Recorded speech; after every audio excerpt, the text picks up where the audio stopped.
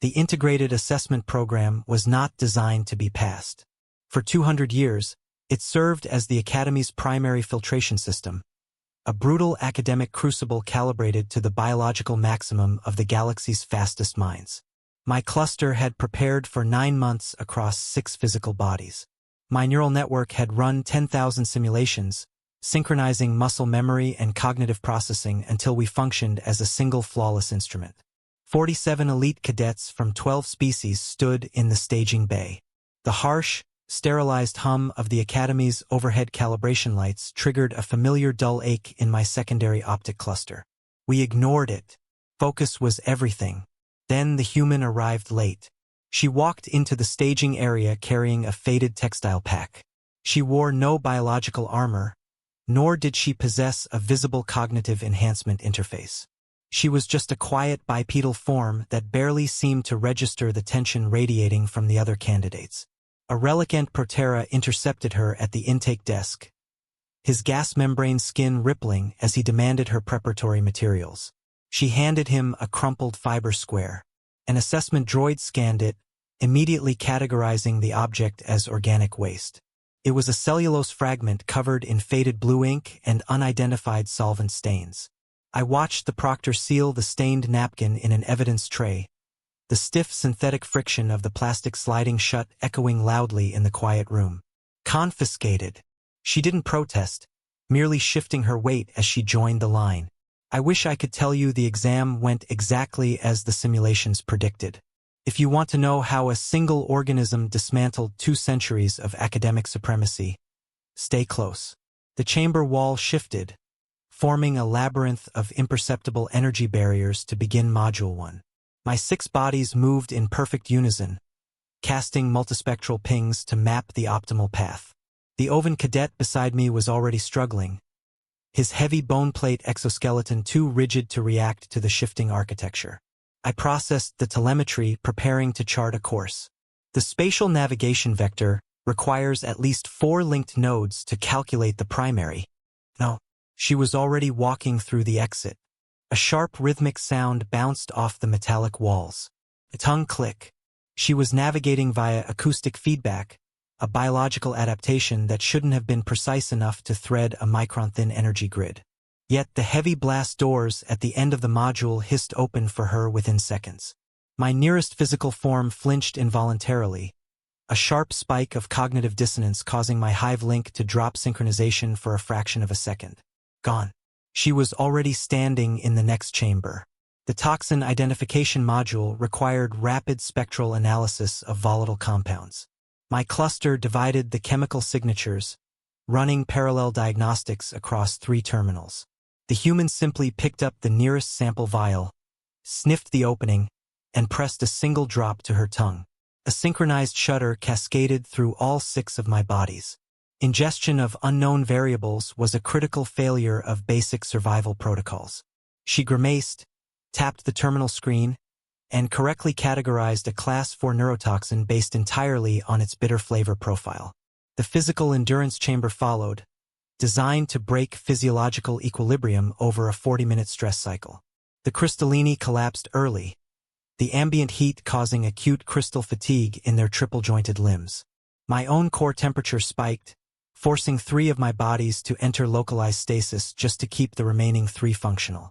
The human maintained a steady bipedal jog. A proctor monitored her vitals, his secondary respiratory gills flaring in visible distress at the telemetry readout. Her cortisol levels were completely flat. She did not register the environmental pressure as a threat. The zero-gravity adaptation sector came next.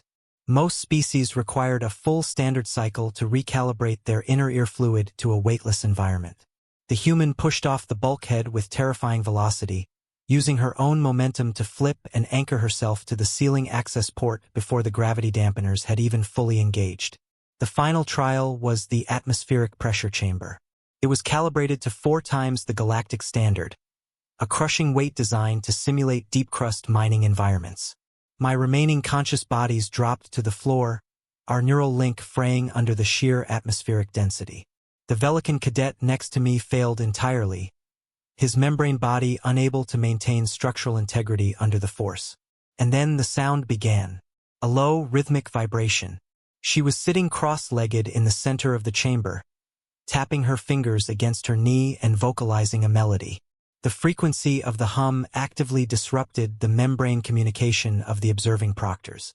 Two of them flushed a deep, opaque purple and backed away from the reinforced glass, their sensory organs overwhelmed. "Is the test supposed to start yet?" she asked, her voice entirely unaffected by the crushing atmosphere. The chief examiner stared at her telemetry, his mandibles clicking erratically. "What is your fitness strategy for this module?" "Cardio," the human replied. The Academy's translation matrix stuttered. A full minute passed before it finally classified the term on the main display as a pursuit predation endurance protocol. The assessment ended with a soft chime. The heavy blast doors retracted, and the surviving cadets stumbled into the decontamination corridor. My cluster managed to stand, our neural link slowly knitting itself back together in the quiet aftermath. The human simply walked out, requesting her confiscated belongings. The medical proctors immediately began analyzing her telemetry, searching for a rational biological explanation for what we had just witnessed. They found comfort in raw data. The anomaly was physiological, they decided, not cognitive. The human possessed an absurd evolutionary trait, the voluntary override of her own survival reflexes. She had consciously suppressed her pain response, her flinch reflex, her gag reflex, and even controlled her breathing rhythm throughout the entire ordeal. Furthermore, the atmospheric pressure chamber, which had crushed every relicant to the floor at 4 times the galactic standard, was apparently still lower than the crushing 101.3 kilopascals of pressure this human experienced every day at sea level on her home world. We had tried to break her with only a fraction of the weight she considered normal. Even her skin was a hazard.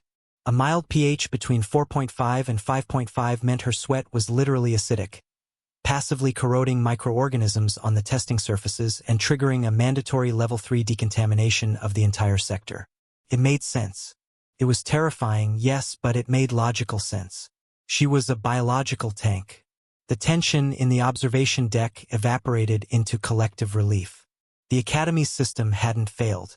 It had simply encountered an extreme physical outlier. We could categorize her, pass her, and move on. The crisis was over. Then an engineering proctor accessed the intake logs. He approached the chief examiner's desk. The stiff synthetic friction of the evidence tray sliding open sliced through the relieved silence of the room. He pulled out the crumpled, coffee-stained cellulose fragment, the exact napkin she had handed in upon arrival. "I just ran the numbers," the alien engineer whispered to his colleague, his bioluminescence flickering a pale, sickly gray. "They're worse than I thought." He placed the napkin on the primary optical scanner. The stained blue ink wasn't random organic waste. It was a complete predictive mathematical framework mapping the algorithms of all 5 testing modules. We had assumed she navigated the acoustic maze by instinct. We had assumed her toxin identification was a fortunate guess. We were wrong. She had not relied on physical endurance or blind luck to survive the modules. She had relied on raw, terrifying computational velocity. The station AI attempted to process her handwritten equations, trying to translate her exam methodology into standard tactical language for our databases. The processing core whined, drawing auxiliary power as it tried to match her intuitive leaps with our structured logic gates. Failed. The central display screen flared a brilliant warning red across the observation deck. Translation error. No equivalent framework exists. Raw data archived. The medical proctor pulled up her neurological scan. His respiratory gills froze completely. Human neural processing speed averaged 120 meters per second along their myelinated axons. My Shellick Hive link, the pride of the Academy, operated at a maximum equivalent of 40 meters per second. A single isolated human brain possessed 3 times the processing throughput of a standard 6-body Shellick cluster. The realization hit my reforming neural link like a physical strike. A single isolated brain processing that much atmospheric data should enter immediate cognitive shutdown. Which means she must be. Why is the date stamp on these equations 3 weeks old? She hadn't calculated the vectors during the test. She had solved the entire integrated assessment program on a napkin weeks before she even enrolled. The exam was calibrated to the absolute ceiling of a hive mind. She had exceeded it alone, without enhancements and without effort. We had spent 2 centuries building a flawless filtration system designed to challenge the sharpest synchronized minds in the known galaxy. Yet this solitary primate had walked into our ultimate crucible and dismantled its foundational logic with a crumpled piece of trash while her brain was practically operating on standby. I do not fear how fast she was. I fear that she was humming. It meant her mind was actually bored during the most difficult exam in our history. 9 months later, the testing department's restricted archives remained sealed. Document 0 rested inside a stasis field, its faded blue ink and coffee stains preserved perfectly under harsh light. Deep within the evaluation chamber, despite endless diagnostic purges, the air still hummed at exactly 340 Hz, a permanent phantom frequency. The maintenance teams could never find the source.